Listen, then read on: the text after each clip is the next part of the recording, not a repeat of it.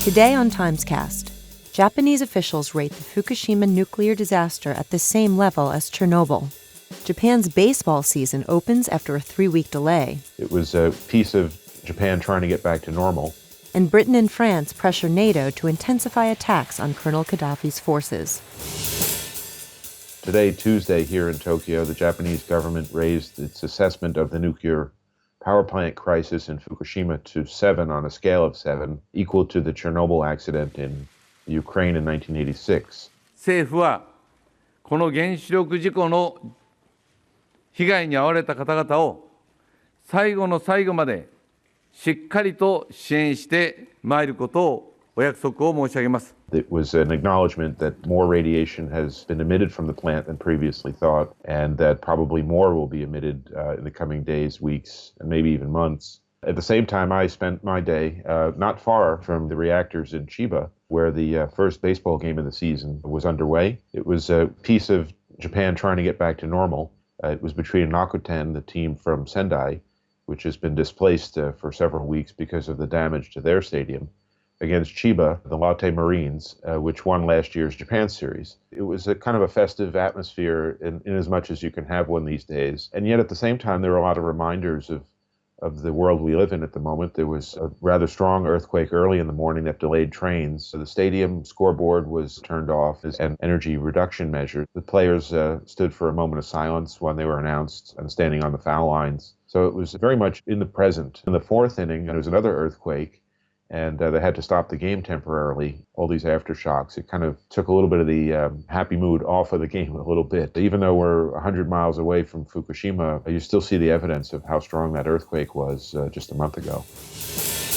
And Tuesday, the foreign ministers of France and Britain urged NATO to intensify airstrikes against Colonel Gaddafi's forces. Well, we must maintain and intensify our efforts in NATO. That is why the United Kingdom has in the last week supplied additional aircraft capable of striking ground targets threatening the civilian population of Libya.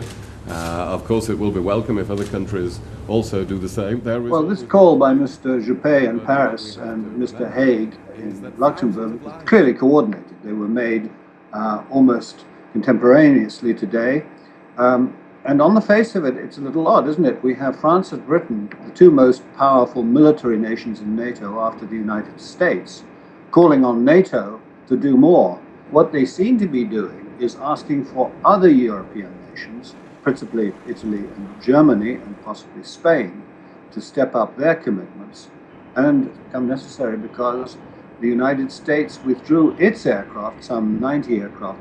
This exposes another problem with this, which is that the government of Prime Minister David Cameron, which is in the midst of one of the sharpest reductions in defense spending in the last 50 years here, has put British Armed Forces and the Royal Air Force in particular in a very tight situation. Britain has decided to scrap and is in the process of scrapping its only operational aircraft carrier, the Ark Royal, and all of its Hawker Harrier jump jets, aircraft which are also used by the United States Marine Corps.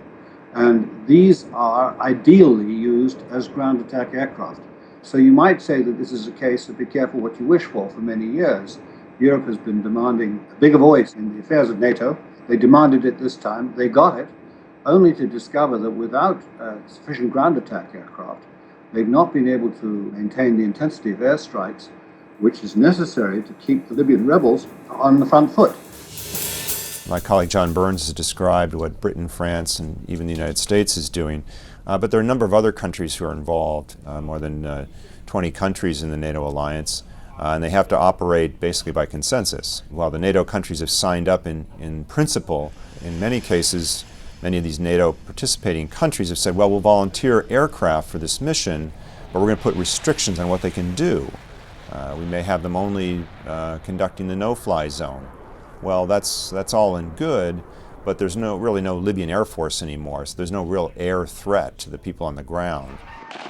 Where the real need is to get more ground attack planes that can go in and attack the Libyan government forces that are fighting the rebels and attacking civilians in some of the various cities.